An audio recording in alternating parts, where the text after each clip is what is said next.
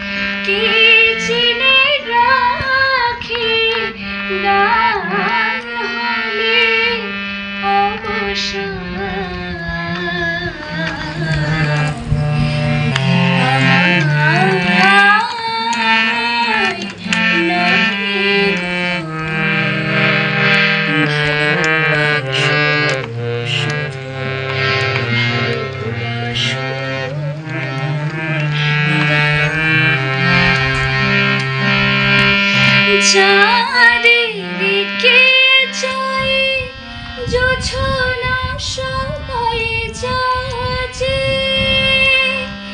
গীত শেষে বীণা পড়ে থাকে ধুলি মাঝে চারিদিকে। বীরভূমের রামপুরহাটের বাসিন্দা দীপান্বিতা ভাদুরী।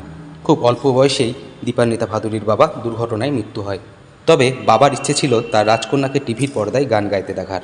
মাত্র 1 বছর 8 মাস বয়স থেকেই টিভির পর্দায় সে গান হতো, সেই গানেই গুনগুন করে গান গাইত দীপান্বিতা। এরপরই মাত্র 3 বছর বয়সে সকলের কাছে গান গেয়ে প্রিয় মানুষ হয়ে উঠেছিল দীপান্বিতা। মায়ের মুখেই শুনেছি যে আমার যখন 1 বছর 8 মাস একদম সেই সময় থেকেই মানে টিভিতে যে গান হতো বা বাড়িতে যে কেউ গাইলে আমি সেটা গুনগুন করে গাইতাম, এবং আস্তে আস্তে বড় হতে শুরু করি। এবং আমার 6 বছর বয়সে আমার মা বাবা আমাকে আমার জন্মদিনে আমাকে হারমোনিয়াম উপহার দেন, এবং তারপর থেকেই আমার গান তালিম নেওয়া শুরু হয় এবং চর্চা শুরু করি, এবং সেই থেকে আমার গান শুরু। রিয়েলিটি শো বলতে আমি রূপসী বাংলায় গান গেয়েছি, এবং গুড মর্নিং আকাশ, এবং এখন আকাশে সুপারস্টার, এগুলোতে আমি পারফর্ম করেছি। এমনকি স্কুলের শিক্ষক শিক্ষিকার কাছে দীপান্বিতা হয়ে উঠেছিল এক কাছের মানুষ। বাবার সেই স্বপ্ন এবং মায়ের অক্লান্ত পরিশ্রমকে সঙ্গী করেই বাংলার সেই মফস্বলের মেয়েটি আজ বিখ্যাত গায়িকার সঙ্গে স্টেজ শেয়ার করেছে। সেই বিখ্যাত গায়িকা আর কেউ নন, তিনি হলেন ইমন চক্রবর্তী। বিভিন্ন জায়গায় অনেক মানুষের সাথে অভিজ্ঞতা হয়েছে। আমি তখন অনেকটাই ছোট। আমার প্রথম শিলাজিৎ স্যারের সাথে আমার সাক্ষাৎ হয় একটি গানের মাধ্যমে, এবং তার বাড়িতেও যাই, অনুষ্ঠান করি, এবং তারপর আরও একটি অনুষ্ঠানের মাধ্যমে প্রসেন স্যার, তারপর অনিন্দ্য স্যার আর পটা স্যার, সবার সাথে আমার পরিচয় হয়। এবং এখন রিসেন্ট আকাশ আর্টের মাধ্যমে অনিন্দ্য স্যারের সাথে আবার দেখা হয়েছে, ইমন চক্রবর্তী ম্যামের সাথে। এরকম অনেক ভালো ভালো মানুষের সাথে গানের জন্যই দেখা হয়েছে আমার।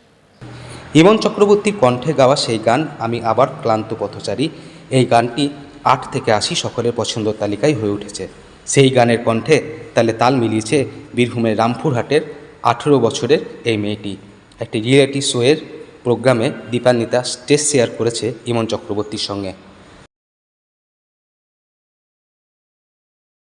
ইমন চক্রবর্তীর সঙ্গে স্টেজ শেয়ার করেছে?